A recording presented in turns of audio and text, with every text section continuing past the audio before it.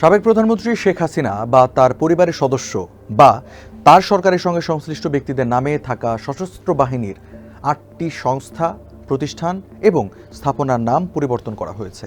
এছাড়া বাংলাদেশ সেনাবাহিনীতে সাবেক প্রধানমন্ত্রী শেখ হাসিনা ও তার পরিবারের সদস্য বা তার সরকারের সঙ্গে সংশ্লিষ্ট ব্যক্তিদের নামে থাকা ১৬টি সংস্থা, প্রতিষ্ঠান এবং স্থাপনার নাম পরিবর্তনের প্রস্তাব করা হয়েছে।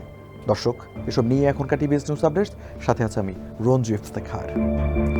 ৯ মার্চ রবিবার এক প্রজ্ঞাপনে ৮টি স্থাপনার আগের নাম বাতিল করে নতুন নামকরণের প্রজ্ঞাপন জারি করেছে প্রতিরক্ষা মন্ত্রণালয়। সশস্ত্র বাহিনীর ৮টি স্থাপনাগুলোর মধ্যে বাংলাদেশ নৌবাহিনীর ৩টি, বিমান বাহিনীর 3টি, সামরিক বাহিনী কমান্ড এবং স্টাফ কলেজের 1টি এবং প্রতিরক্ষা মন্ত্রণালয়ের আওতাধীন 1টি স্থাপনা রয়েছে। এদিকে প্রধান উপদেষ্টার প্রেস উইং জানিয়েছে, বাংলাদেশ সেনাবাহিনীর আওতাধীন আরও 16টি সংস্থা, প্রতিষ্ঠান এবং স্থাপনার নাম পরিবর্তনের প্রস্তাব পাওয়া গেছে। নতুন নামকরণের জন্য বাংলাদেশ সেনাবাহিনী থেকে প্রস্তাব দেওয়া হয়েছে, যা এখন প্রধান উপদেষ্টার অনুমোদনের অপেক্ষায় রয়েছে।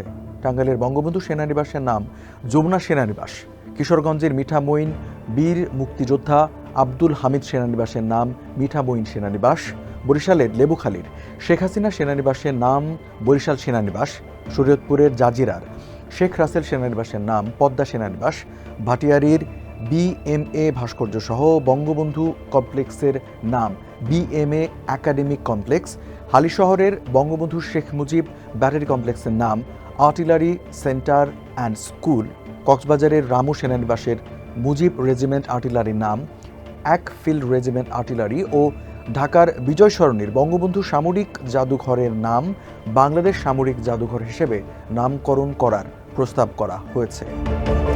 গণ অভ্যুত্থানের মুখে গত বছর 5ই আগস্ট প্রধানমন্ত্রীর পদ ছেড়ে ভারতে আশ্রয় নেন শেখ হাসিনা। অন্তর্বর্তী সরকার দায়িত্ব নেওয়ার পর শেখ পরিবারের নামে থাকা বিভিন্ন প্রতিষ্ঠানের নাম পরিবর্তন করছে।